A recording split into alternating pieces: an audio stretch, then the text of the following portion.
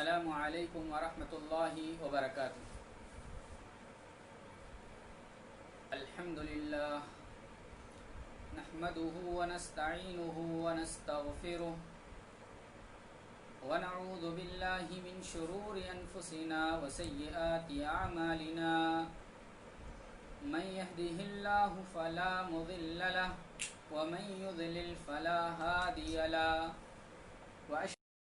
لا إله إلا الله وحده لا شريك له، وأشهد أن محمدا عبده ورسوله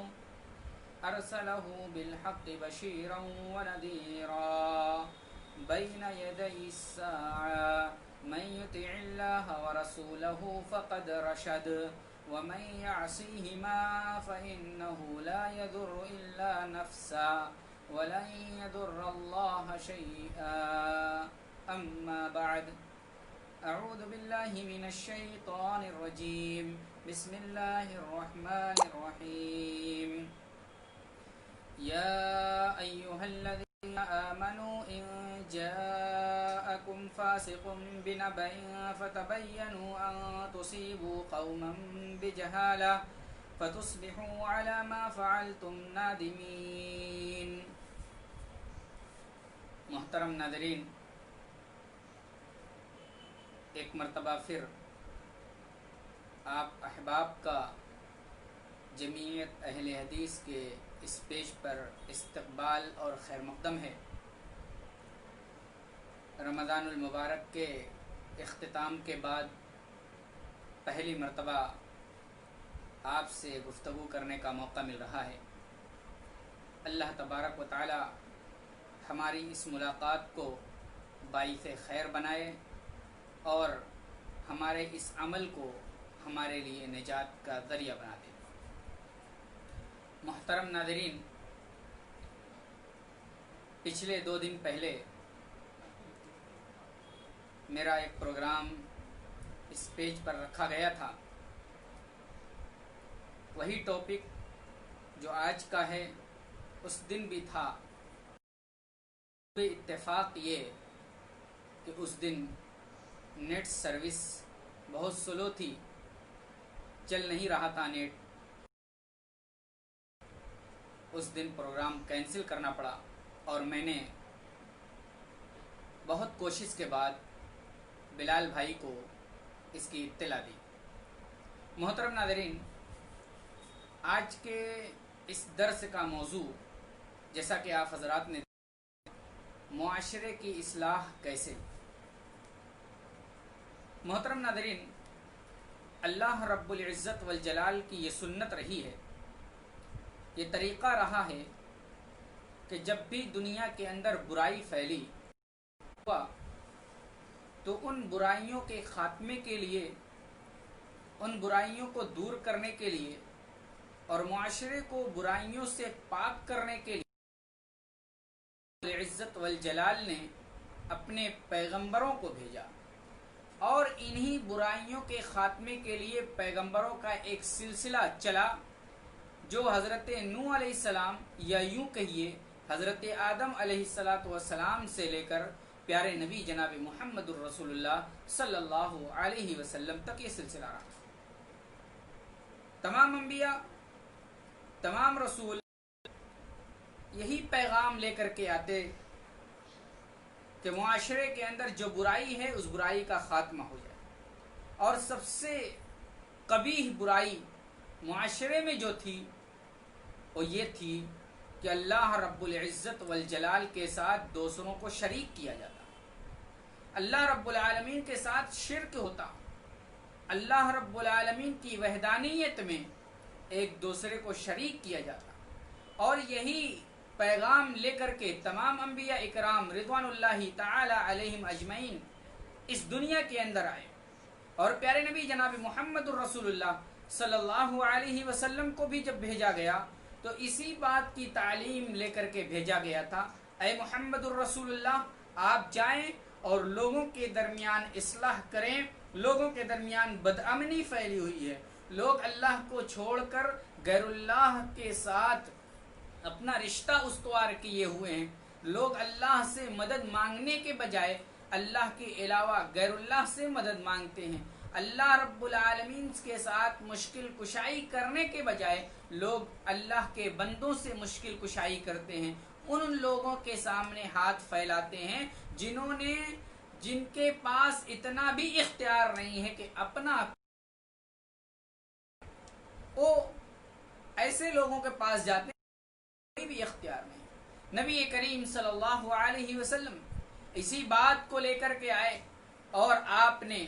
اپنی تبلیغ کے لیے سب سے پہلے اپنے خاندان کو، اپنے گھر والوں کو جمع کیا اور کوہ صفا کی پہاڑی پر چڑھ کر کے اللہ کے نبی صلی اللہ علیہ وسلم نے اعلان کیا، یا صباحا، یا صباحا کی آواز لگائی۔ اس زمانے میں یا خطرے کی گھنٹی سمجھی جاتی۔ یہ آواز سن کر پیارے نبی صلی اللہ علیہ وسلم کے گھرانے والے، آپ کے علاقے والے سب لوگ جمع ہو گئے کہ کوئی خطرہ ضرور پیش آیا ہے، تب اس طرح کی آواز سنی گئی۔ سب لوگ جمع ہو گئے۔ جمع ہونے کے بعد جب نبی کریم صلی اللہ علیہ وسلم نے دیکھ لیا کہ ایک بھیڑ بھاڑ جمع ہو گئی ہے، لوگ جمع ہو گئے، تو اللہ کے نبی نے تمہید باندھی۔ اللہ کے نبی صلی اللہ علیہ وسلم نے کہا، اے میری قوم کے لوگوں، ذرا یہ بتاؤ، اگر میں آپ لوگوں کو یہ اطلاع دوں، آپ لوگوں کو یہ خبر دوں کہ یہ اس پہاڑی کے پیچھے ایک بہت بڑا لشکر چھپا ہوا ہے جو آپ لوگوں پر حملہ کرنا چاہتا ہے، کیا آپ میری اس بات کی تصدیق کریں گے؟ ان لوگوں نے بیک زبان یہی بات کہی، اے محمد صلی اللہ علیہ وسلم، آپ اگر اس طرح کی بات کہیں تو آپ کی بات کوئی جھٹلا سکتا ہے؟ آپ کو بچپن سے امین اور صادق ہم نے جانا، ہم نے آپ کو امین جانا، صادق جانا، اگر آپ اس طرح کی خبر دیں، اس طرح کی اطلاع دیں تو ہم ضرور اس کی تصدیق کریں گے۔ اللہ کے نبی صلی اللہ علیہ وسلم نے جب یہ بات دیکھ لی، یہ بات جان لی کہ مشرکین یا ان کی قوم کے لوگ اس بات پر اعتماد ظاہر کر چکے ہیں کہ آپ جو بھی بات کہیں گے اس بات کو ہم لوگ سچ مانیں گے، کیونکہ ہم نے آپ کو امین اور صادق جانا ہے۔ اللہ کے نبی نے فوراً اللہ کا پیغام ان کے سامنے پیش کیا اور کہا، قولوا لا الہ الا اللہ تفلحوا، اے میری قوم کے لوگوں، لا الہ الا اللہ کہہ دو، کامیاب ہو جاؤ۔ یہ ایک چھوٹا سا جملہ تھا جو پیارے نبی صلی اللہ علیہ وسلم نے اپنی قوم کے سامنے پیش کیا تھا۔ آپ کی قوم کے لوگوں نے اس ایک جملے پر آپ کی مخالفت شروع کر دی، کیونکہ وہ جانتے تھے کہ لا الہ الا اللہ کا مطلب یہ ہے کہ اپنے 360 بتوں کو چھوڑنا پڑے گا۔ جن 360 بتوں کے سامنے سجدہ ریز ہوتے ہیں، مشکل کشائی کرتے ہیں، ان کے سامنے ہاتھ جوڑتے ہیں، ان سے مدد طلب کرتے ہیں، ان سے استغاثہ کرتے ہیں، ان سے دعا کرتے ہیں، ان سے حاجت طلب کرتے ہیں، ان کے سامنے اپنی ضروریات کو پیش کرتے ہیں، ان ساری چیزوں کو چھوڑنا پڑے گا اور ایک معبود کو ماننا پڑے گا۔ اسی لیے قرآن کے اندر اللہ تبارک و تعالیٰ نے ان لوگوں کے جملے کو نقل کیا ہے۔ اللہ فرماتا ہے سورہ صاد کے اندر، اجعل الآلیۃ الہ واحدہ ان ھذا لشیء عجاب، یہ محمد ان کو کیا ہو گیا ہے، یہ چاہتے ہیں کہ تمام معبودوں کو چھوڑ کر کے ایک معبود ہم بنا لیں۔ ان ھذا لشیء عجاب، یہ تو بڑی تعجب کی بات ہے، یہ تو بڑی تعجب اور حیرت کی بات ہے۔ ہم بچپن سے پیدا ہوئے، جوان ہوئے، بوڑھے ہوئے، اب بالکل بوڑھے ہو چکے ہیں، ابھی تک تو ہم یہی جانتے تھے کہ ہمارا یہ معبود فلاں کام کا ہے، یہ معبود فلاں کام کے لیے ہے، یہ فلاں کام کے لیے ہے، اور آج یہ محمد کہہ رہے ہیں کہ ایک معبود کو بنا لو۔ یہ تو بڑی عجیب و غریب بات ہے۔ جب یہ جملہ سنا تو ان لوگوں کو بڑا تعجب، سے پہلے مخالفت کس نے کی؟ آپ کا چچا، آپ کا چچا، آپ کے گھر والے، اور ان گھر والوں میں سے ابو لہب جو آپ کا چچا تھا، اس نے کہا، تبت محمد اے محمد صلی اللہ علیہ وسلم، اے محمد آپ کے ہاتھ شل ہو جائیں، آپ کے ہاتھ اس لائق نہ رہیں کہ آپ اس سے کچھ کام کرنے کے لائق ہو جائیں۔ اللہ کے نبی صلی اللہ علیہ وسلم نے دعوت توحید دی تھی، اللہ کے نبی صلی اللہ علیہ وسلم نے توحید کی دعوت کو عام کیا تھا ان کے سامنے، لیکن اس کے بدلے میں ابو لہب نے بد دعا دی۔ اللہ رب العالمین کو برداشت نہیں ہوا کہ اس کے نبی کی بے حرمتی کی جائے، اس کے نبی کی بے عزتی کی جائے، اس کے نبی کی گستاخی کی جائے، اور اللہ رب العالمین خاموش رہے۔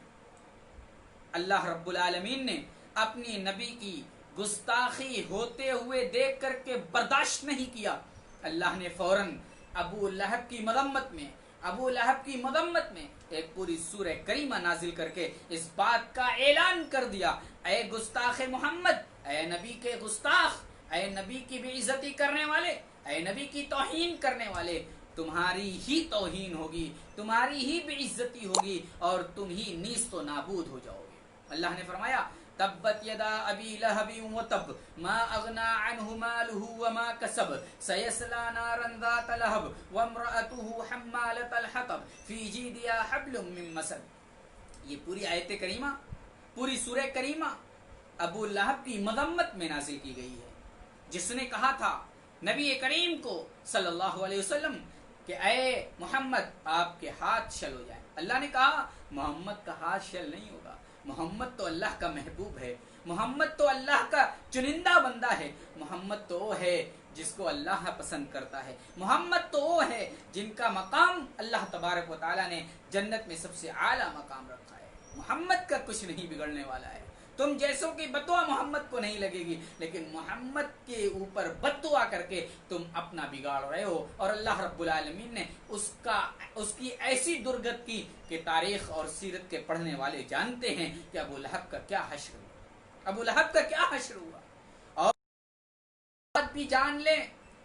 کہ نبی کریم صلی اللہ علیہ وسلم کا پہلا گستاخ ابو لہب تھا، جس کو اللہ رب العالمین نے مزہ چکھا دیا، اور اسی طریقے سے قیامت تک آنے والے گستاخ رسول کو اللہ رب العالمین دنیا کے اندر مزہ چکھائے گا، اور اگر دنیا کے اندر ان کو سزا العالمین اپنے نبی جناب محمد رسول اللہ صلی اللہ علیہ وسلم کی گستاخی کے بدلے اس کو ضرور سزا دے گا۔ محترم ناظرین، یہ بات واضح ہو گئی کہ اللہ رب العالمین کا پیغام لے کر کے نبی کریم صلی اللہ علیہ وسلم اپنی قوم میں آئے، اور قوم کا پیغام دیا تو لوگ مخالف ہو گئے، اور ان میں سب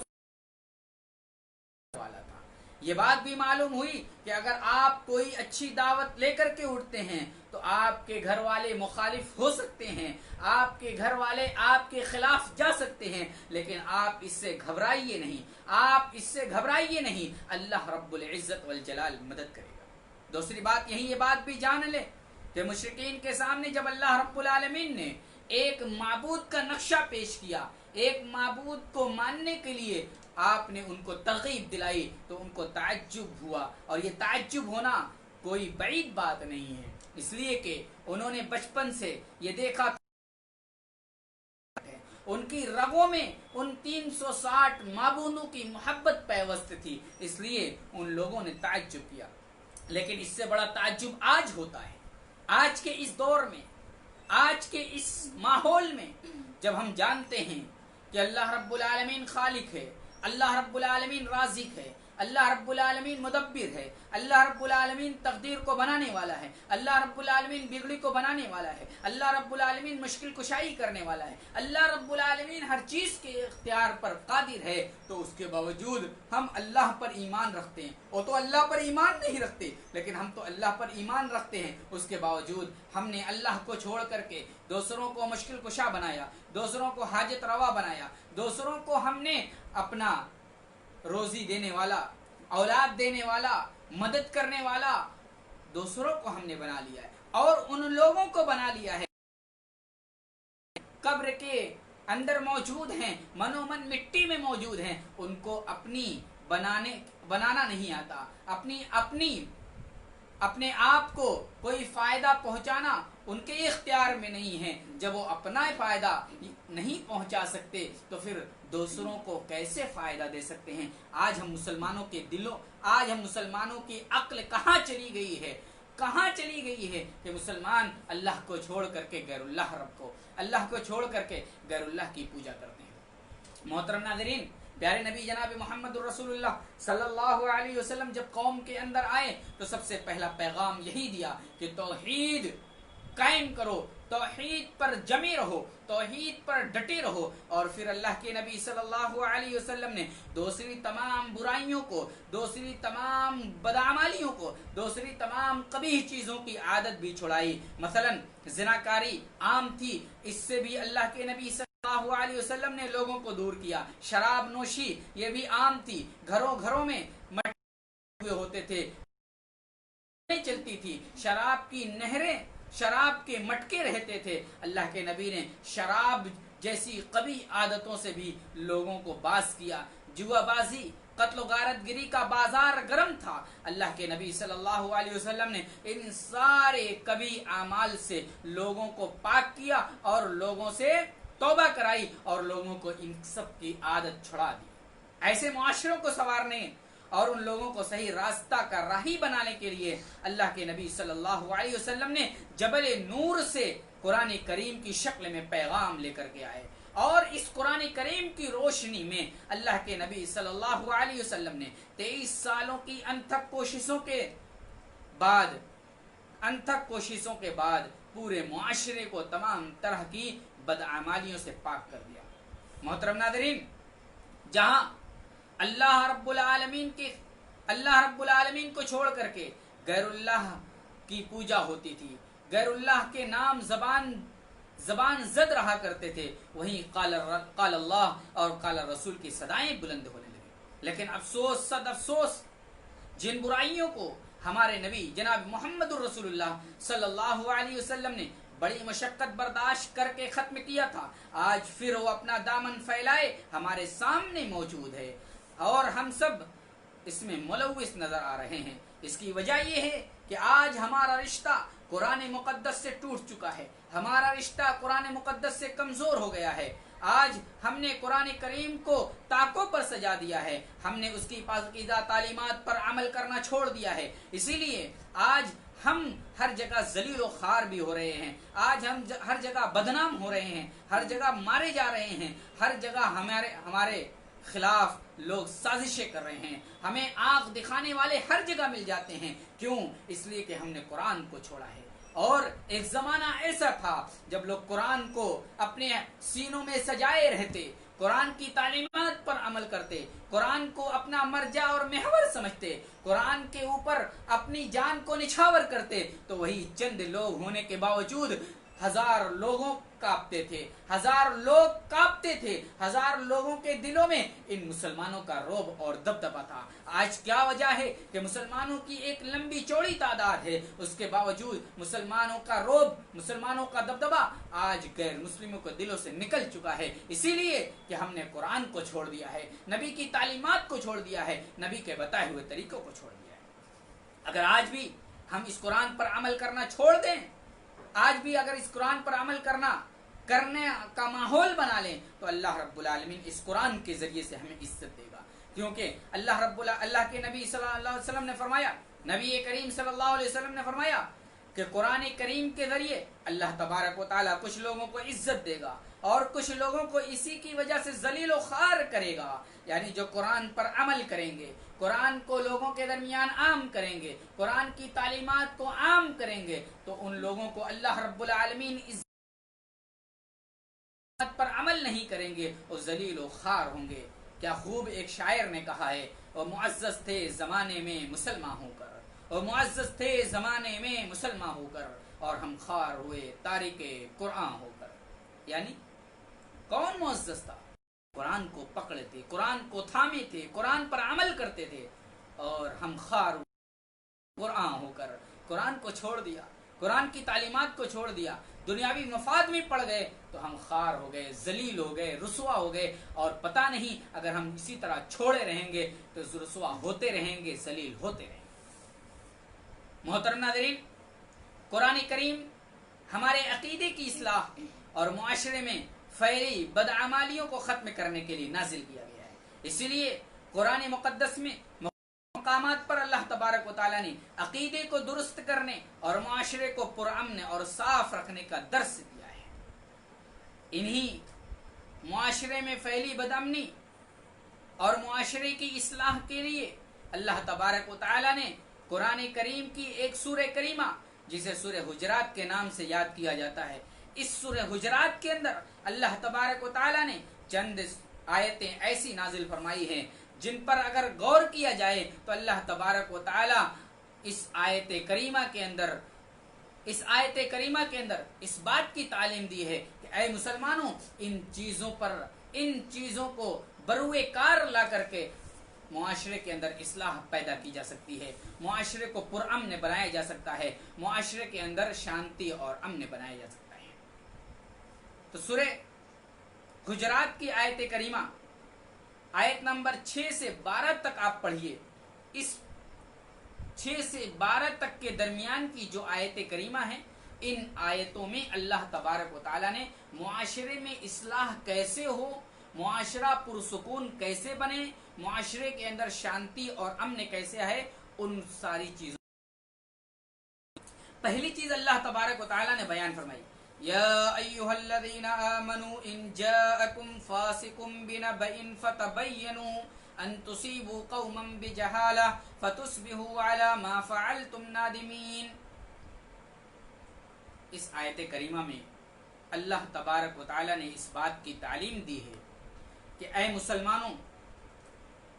جب تمہارے پاس کوئی خبر یا اطلاع آئے تو اس خبر کی تحقیق کر لیا کرو۔ ایسا نہ ہو کہ کوئی خبر ملے، کوئی اطلاع ملے اور فوراً اس خبر اور اطلاع پر عمل کرنے کے لیے دوڑ پڑو۔ نہیں، پہلے آپ اس کی تحقیق کر لو، کیا یہ خبر صحیح ہے، کیا یہ خبر درست ہے، کیا یہ خبر لائق اعتماد ہے؟ اگر ہے تو ٹھیک، اگر لائق اعتماد نہیں ہے تو پھر اس کو چھوڑ دو، اس کے پیچھے نہ پڑو۔ خبر کی تحقیق، اطلاع کی تحقیق کرنا بہت ضروری ہے، کیونکہ اگر کوئی شخص کسی سنی ہوئی خبر کے پیچھے پڑ جاتا ہے اور اس کی تحقیق نہیں کرتا اور بعد میں معلوم ہوتا ہے کہ یہ خبر جھوٹی تھی، تو پھر اس شخص کو کتنی ندامت اور شرمندگی ہوتی ہے کہ ایک جھوٹی خبر کے پیچھے پڑ کر کے اس نے ایک غلط کام کر ڈالا۔ محترم ناظرین، اس لیے نبی کریم صلی اللہ علیہ وسلم نے فرمایا، ہر سنی ہوئی خبر کو بیان نہ کرو، کیونکہ ہر سنی ہوئی خبر کو بیان کرنے والا یہ جھوٹا آدمی ہوتا ہے۔ ہر خبر کو جو سنی ہوئی ہے، جس کی تحقیق نہیں، اس کو بیان کر دینا یہ جھوٹوں کی علامت ہے۔ محترم ناظرین، ہر سنی ہوئی خبر پر عمل درآمد سے معاشرے میں مضر اثرات رونما ہوتے ہیں، اس وجہ سے گھر برباد ہوتا ہے، معاشرہ برباد ہو سکتا ہے۔ اسی لیے سنی ہوئی خبر کی تحقیق کرنا ضروری ہے، کیونکہ ضروری نہیں کہ خبر صحیح ہو اور واقع کے مطابق ہو۔ محترم ناظرین، کبھی کبھی ایسا بھی ہوتا ہے کہ خبر لانے والا آدمی جو خبر دے رہا ہے، وہ خبر لانے والا آدمی صحیح ہوتا ہے، سچا ہوتا ہے، اس کی ثقافت پر، اس کی صداقت پر ہمیں بھروسہ ہوتا ہے، لیکن اس کا یہ مطلب نہیں کہ اس کی خبر صحیح ہی ہو، یا وہ خبر صحیح دے رہا ہو لیکن اس خبر کو بیان کرتے ہوئے اس نے اگر تھوڑی بہت ہیر پھیر کر دی تو خبر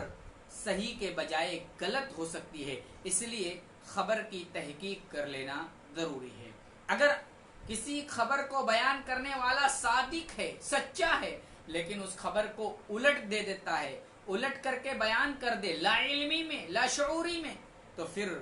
اور خبر کی نوعیت بدل جاتی ہے اور معاملہ نزاع اور جھگڑے تک پہنچ جاتا ہے۔ اسی کو ختم کرنے کے لیے، اسی نزاع اور جھگڑے کو ختم کرنے کے لیے اللہ تبارک و تعالی نے خبر کی تحقیق کا حکم دیا ہے۔ اللہ تبارک و تعالی فرماتا ہے، اے ایمان والو، اگر تمہیں فاسق خبر دے تو تم اس کی اچھی طرح تحقیق کر لیا کرو، ایسا نہ ہو کہ نادانی میں کسی قوم کو ایذا پہنچا دو، پھر اپنے کیے ہوئے پر ندامت اور شرمندگی تمہیں ہو جائے۔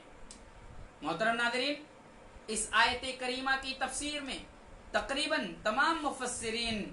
لکھتے ہیں کہ یہ حضرت ولید ابن عقبہ رضی اللہ تعالی عنہ کے بارے میں نازل ہوئی۔ واقعہ کیا ہے؟ واقعہ یہ ہے کہ نبی کریم صلی اللہ علیہ وسلم نے جب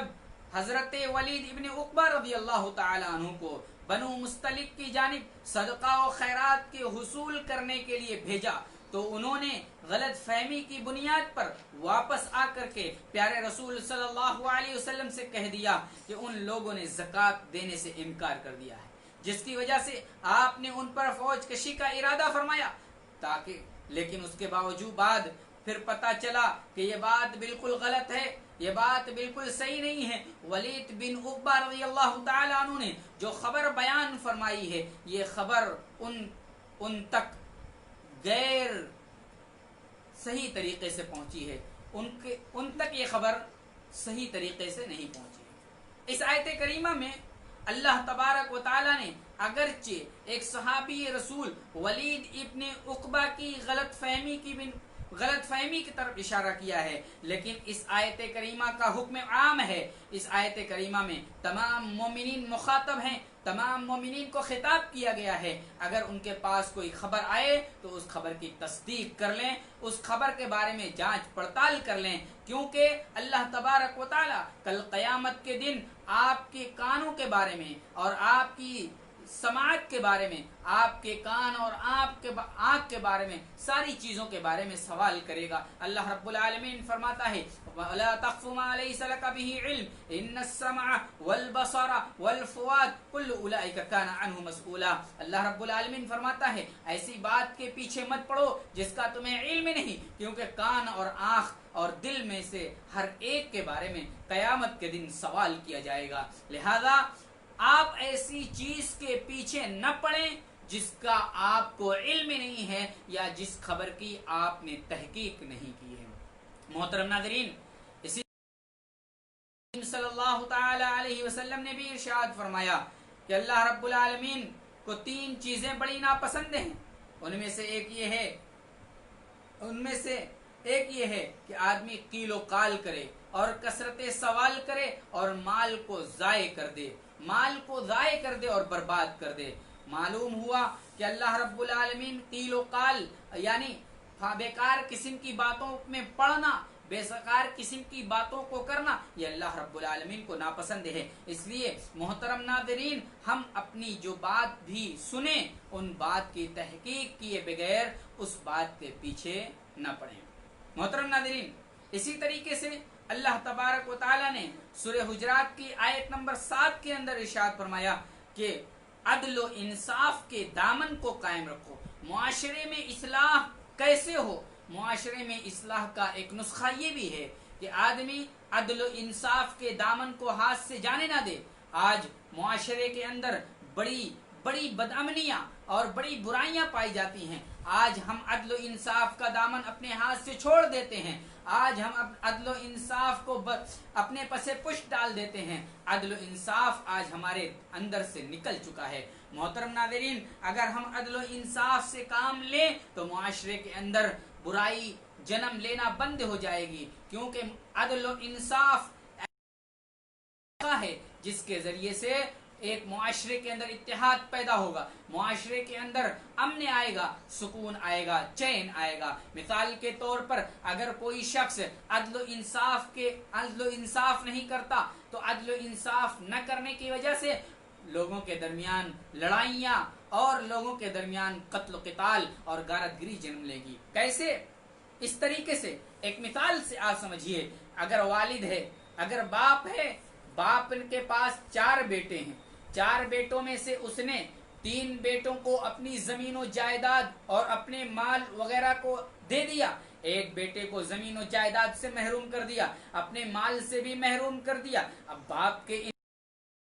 باپ نے عدل و انصاف سے کام نہیں لیا، اس لیے باپ کے انتقال کے بعد یا باپ کی زندگی ہی میں ایسے لڑائی، ایسے جھگڑے رونما ہوں گے جو برسوں تک چلتے رہیں گے، اور یہ دشمنیاں، یہ عداوت، یہ دشمنی ایسی دشمنی ہوگی جو اتحاد اور اتفاق کا نام نہیں لے گی. لہذا عدل و انصاف سے کام لیں. عدل و انصاف کا حکم اللہ تبارک و تعالیٰ نے اپنے تمام انبیاء کرام علیہم السلام کو بھی دیا ہے. اللہ تبارک و تعالیٰ کہتا ہے حضرت داؤد علیہ السلام کے بارے میں، یا داؤد انا جعلناک خلیفۃ فی الارض فاحکم بین الناس بالحق ولا تتبع الہوی فیضلک عن سبیل اللہ. تبارک و تعالیٰ نے ارشاد فرمایا داؤد علیہ السلام کو مخاطب کرتے ہوئے کہ اے داؤد، ہم نے آپ کو زمین میں خلیفہ بنایا ہے، زمین میں خلیفہ بنا کر کے بھیجا ہے. یا داؤد انا جعلناک خلیفۃ فی الارض الناس، تو لوگوں کے درمیان انصاف کرنا، لوگوں کے درمیان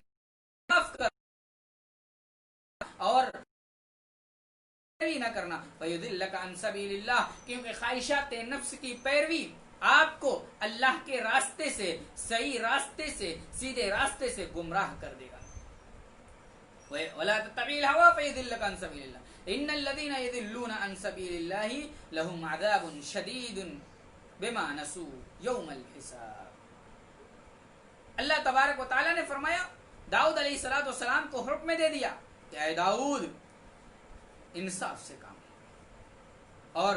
اللہ رب العالمین نے پیارے نبی جناب محمد الرسول اللہ صلی اللہ علیہ وسلم کو بھی حکم دیا فحکم بینہم بما انزل اللہ ولا تتبع اہواءہم عما جاءک من الحق، کہ اے نبی صلی اللہ علیہ وسلم آپ ان کے درمیان، ان کے مابین اللہ کے مطابق فیصلہ کیجئے اور آپ اپنی خواہشات کے پیچھے نہ چلیے، کیونکہ آپ کے پاس حق آ چکا ہے. دونوں آیت کریمہ میں اللہ تبارک و تعالیٰ نے اپنے پیغمبروں کو حکم دیا ہے کہ اے میرے پیغمبر داؤد، اے میرے پیغمبر محمد صلی اللہ علیہ وسلم، آپ اللہ کے حکم کے کردہ احکام کی روشنی میں فیصلہ کیجئے، عدل و انصاف سے فیصلہ کیجئے اور خواہشات نفس کی پیروی نہ کیجئے. کہ اللہ تبارک و تعالیٰ فیصلہ کرنے کے ساتھ عدل و انصاف کا حکم دے رہا ہے اور اس کے ساتھ ساتھ اللہ تبارک و تعالیٰ خواہشات نفس کی پیروی سے روک رہا ہے. اس کا مطلب کیا ہے؟ مطلب یہ ہے کہ اگر عدل و انصاف سے کام لے گا تو خواہشات نفس کو ترک کر دے گا، لیکن اگر فیصلہ کرتے ہوئے خواہشات نفس کی پیروی آئی، خواہشات نفس کی پیروی اگر اس کے اندر آئی تو پھر فیصلہ عدل و انصاف پر مبنی نہیں ہوگا. لہذا عدل و انصاف سے کام لیں اور اپنے ہو کے غیر کوئی بھی ہو فیصلہ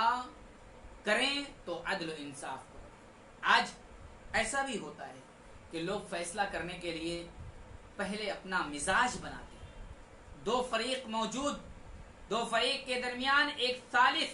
ایک حکم کو لایا جاتا ہے اور حکم پہلے یہ مزاج بناتا ہے کہ اس کا موافق کون ہے، اس کا مخالف کون ہے، اور اب اسی کے مطابق فیصلہ کرتا ہے. اس کو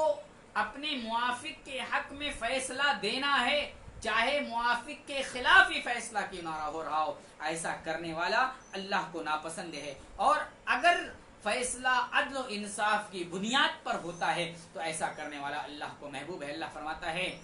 ان اللہ وَأَقْسِطُوا إِنَّ اللَّهَ يُحِبُّ الْمُقْسِطِينَ، عدل و انصاف سے کام لو، ان اللہ يحب المقسطین. اللہ رب العالمین عدل و انصاف کرنے والے کو پسند کرتا ہے، ان سے محبت کرتا ہے. محترم ناظرین، فیصلہ عدل و انصاف کی بنیاد پر اگر کیا جائے، عدل و انصاف کو اپنے ہاتھ، عدل و انصاف کا دامن ہاتھ سے نہ چھوٹنے پائے، اگر ایسا کوئی کوشش کرتا ہے تو کل قیامت کے دن اللہ تبارک و تعالی کل قیامت کے دن اپنے اللہ کے نبی فرماتے ہیں سبعۃ یظلھم اللہ فی ظلہ، 7 قسم کے لوگ اللہ رب العالمین کے عرش کے سائے کے نیچے ہوں گے. ان میں سے ایک یہ بھی ہوگا الامام العادل، عادل امام، عدل کرنے والا حکمراں یا عدل کرنے والا ذمہ دار. جو عادل ہوگا اللہ رب العالمین اپنے عرش کا سایہ دے گا. ہماری شریعت اسلامیہ تو یہاں تک کہتی ہے کہ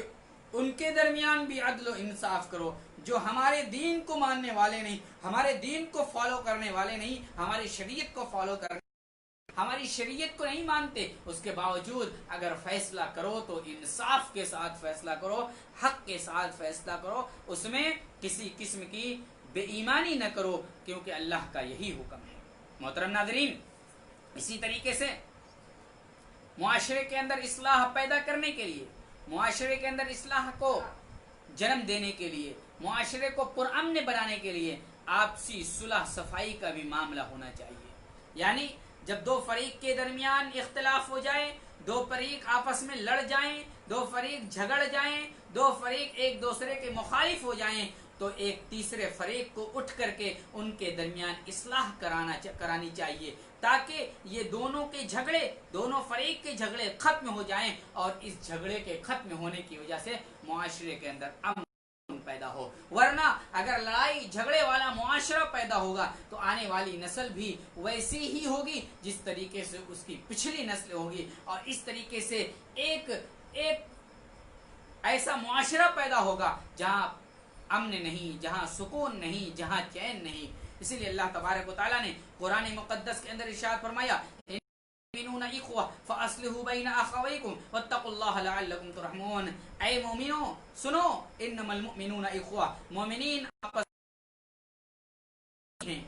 فاصلحوا بین اخویکم، تو اپنے بھائیوں کے درمیان اصلاح کرا دیا کرو. واتقوا اللہ لعلکم ترحمون، اللہ سے ڈرو تاکہ اللہ رب العالمین تمہارے اوپر رحم کرے. اس آیت کریمہ سے معلوم ہوا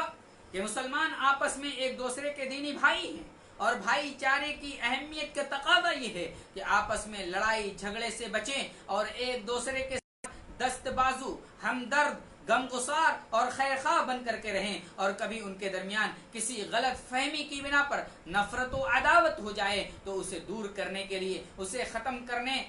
کے لیے کوشش کریں، تاکہ معاشرہ نفرت و عداوت کی غلاظت سے پاک رہے. اللہ تبارک و تعالیٰ نے اس بات کی تاکید کی ہے، اور قرآن کریم کے اندر مختلف مقامات پر اس کا حکم دیا ہے. اللہ ایک دوسرے مقام پر ارشاد فرماتا ہے والمؤمنون والمؤمنات بعضهم اولیاء بعض، مومن مرد دوسرے کے معاون اور ایک دوسرے سے مددگار ہیں، ایک دوسرے کے دوست ہیں. ایک مومن دوسرے مومن کا دوست ہے، ایک مومن دوسرے مومن کا خیر خواہ ہے، مصیبتوں میں اس کا سہارا بنتا ہے، پریشانیوں میں اس کی مدد کرتا ہے، اور اس کا ہمیشہ دست بازو بنا رہتا ہے. اسی لیے اللہ کے نبی صلی اللہ علیہ وسلم نے ایک مومن کو دوسرے مومن، اللہ کے نبی فرماتے ہیں المؤمن للمؤمن کالبنیان یشد بعضه بعضا، ایک مومن دوسرے مومن کے لیے بنیان اور عمارت کی طرح ہے، بلڈنگ کی طرح ہے، کہ بلڈنگ جب بنائی جاتی ہے، بلڈنگ یا عمارت تعمیر کی جاتی ہے تو ایک اینٹ دوسرے اینٹ کو مضبوط کرتی ہے. اسی طریقے سے جس طرح ایک اینٹ دوسرے اینٹ کو مضبوط کرتے ہوئے ایک دیوار بن جاتی ہے، اسی طرح مومن کا معاملہ ہونا چاہیے کہ ایک مومن دوسرے